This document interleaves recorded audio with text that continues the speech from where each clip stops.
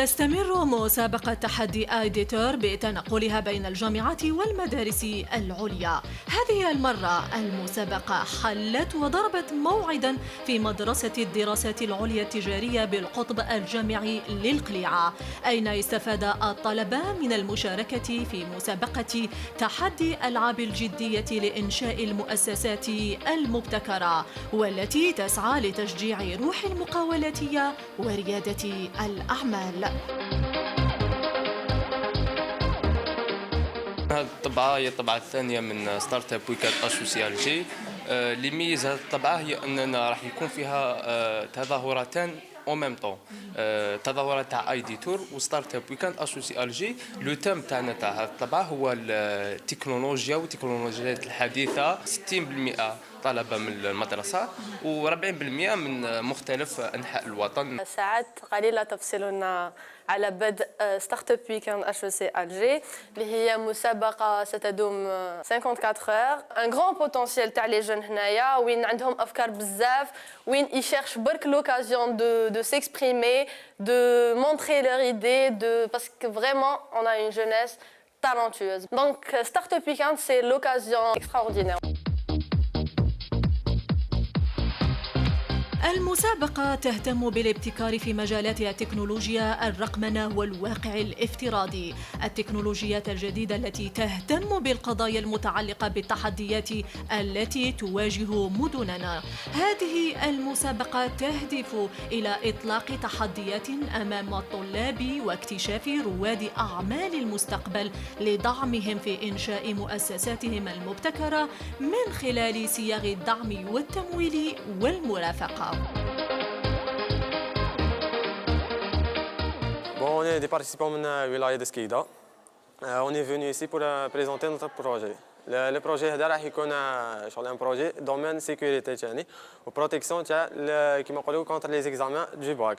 Comme vous savez, il y a la fuite des sujets. La fuite des sujets, c'est des appareils mobiles, des sujets et ils par Facebook ou la chose comme ça. Le but de notre projet, c'est d'éliminer les réseaux connectés et les mêmes chiches. منهم 4G 3G 2G تولي ما تمشيش في لاصال هذيك.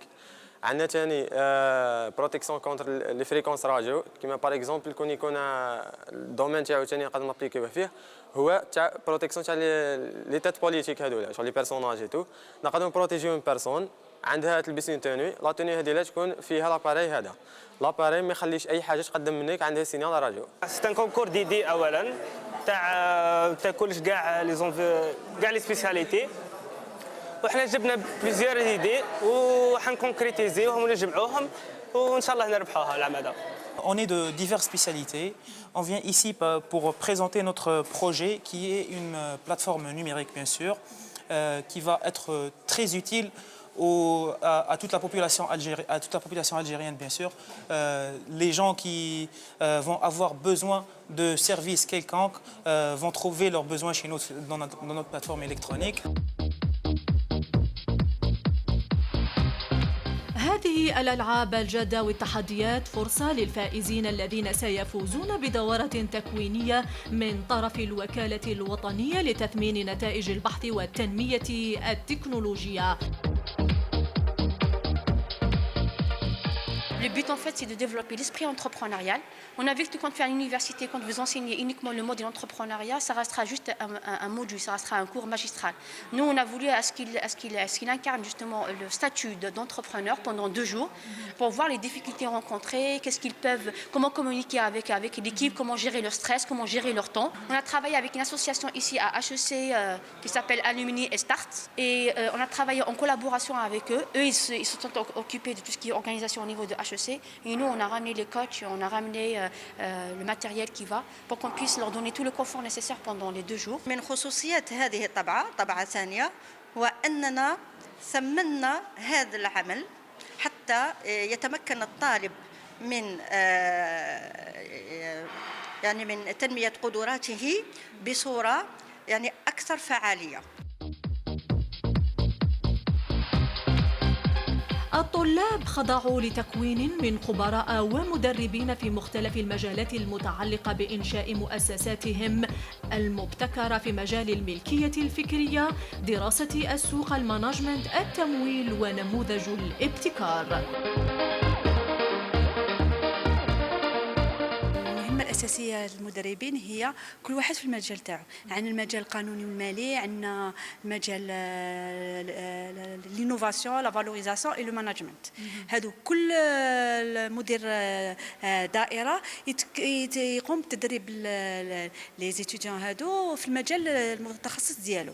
فيما يخص المجال دائرة الهندسة القانونية والمالية، حيث التدريب تاعو حيكون فيما يخص المجال تاع la propriété intellectuelle.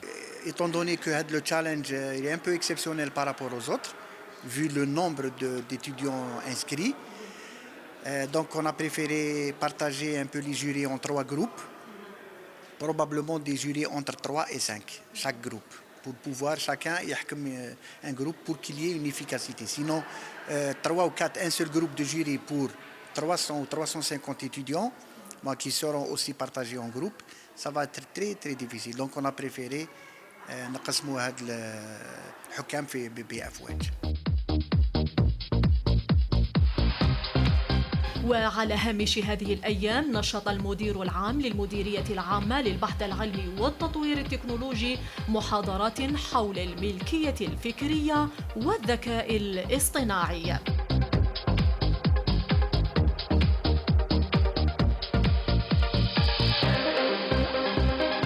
وتبقى مثل هذه المسابقات الوطنية فرصة لصقل واكتشاف المواهب وخلق جيل في مجال ريادة المال والأعمال.